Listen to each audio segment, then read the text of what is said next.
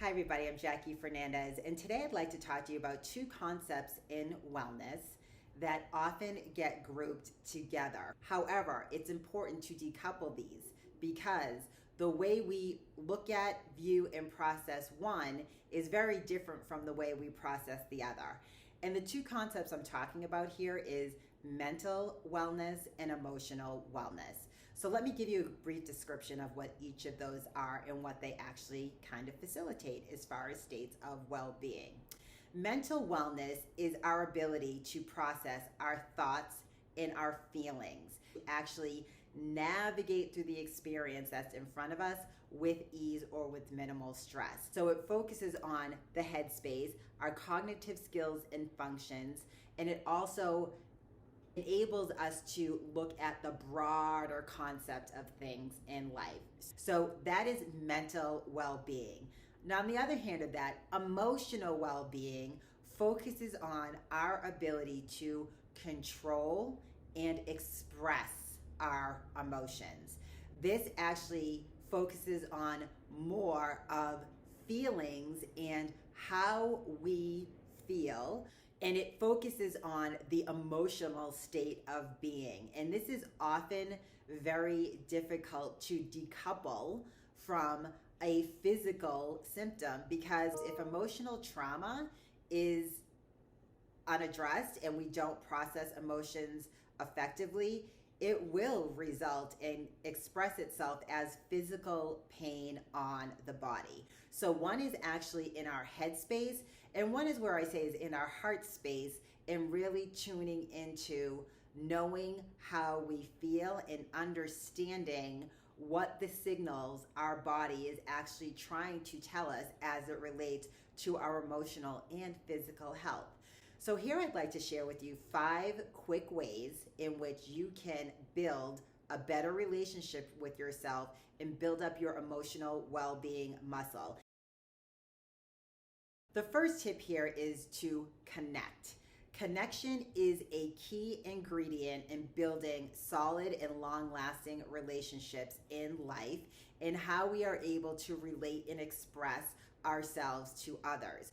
Well, in my work, I like to focus on the relationship and the connection that you have with yourself first, in your ability to trust and build up your inner muscle, whether you call it your inner authority, your soul, your intuition, your inner muscle, your inner abilities and capabilities to trust yourself, your connection to yourself, so you can better relate and connect to others.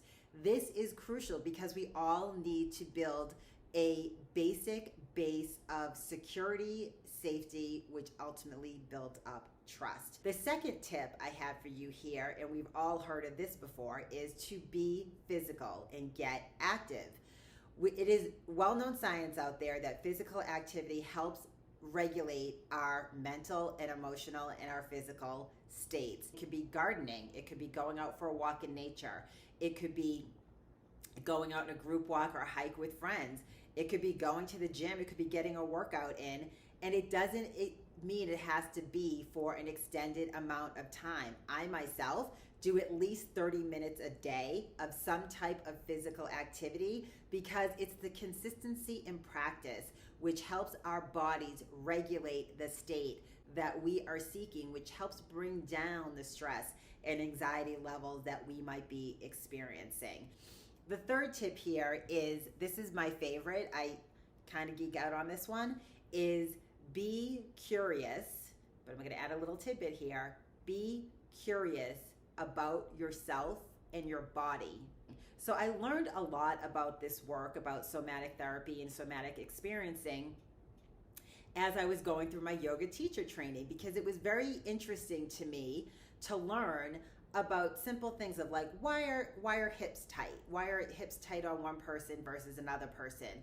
What does that pain in the elbow mean? When people are experiencing pain in their body, yes, it could be as a result of something physical that they have experienced, but oftentimes it's just based due to emotional stress or trauma that has not been effectively processed, and it's your body's way of signaling you that it needs to be released. And once you learn how to release it and understand why this is happening on your body, it actually creates and releases out of the cells and creates a space for, weightlessness and that heaviness that we sometimes feel, whether it be in our neck, in our shoulders, our hips, our stomach, our knees, our feet. All of those things can provide insight. There is information out there that provides insight as to where emotionally you need to do some processing to move some of that stress and trauma out of your body to get that weightless feeling back. The fourth tip I have to share with you today is simply keep learning. Oftentimes some of us go through life with a checklist of our responsibilities and things that we've achieved. Gone to school, check. Received the college degree, check. Got the job that we wanted, check. And it's just a list of checklists. But if you think about it, we are growing and evolving beings all the time, which means there are multiple things that we can learn about ourselves or about things external to us. Keep learning and just, kind of go into everything with a beginner's mind. Not so much of an expert, even if it's in a field that you have lots of experience in. If one thing all of us should know by now, change is a constant in our lives. Therefore, it presents us many opportunities to exercise our ability to build up our internal inner authority, our inner trust source, to be able to express that and learn and take in new information. That's what this life is all about. And the fifth thing I have for you here today is to give. Now, I want to be careful here when I say give because I'm an empath and I tend to give a lot of myself at all times. So I have needed to learn how to regulate that and to match what I'm giving because it can also lead to a point of exhaustion.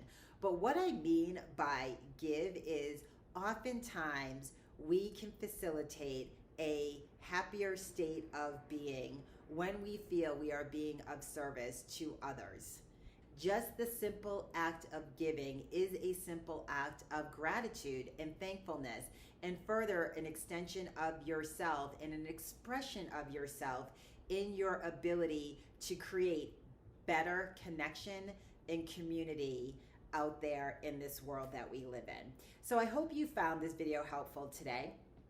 And if you did, please subscribe to this channel as we're kicking off, and I plan on dropping new content weekly, so you'll be notified when that content does drop.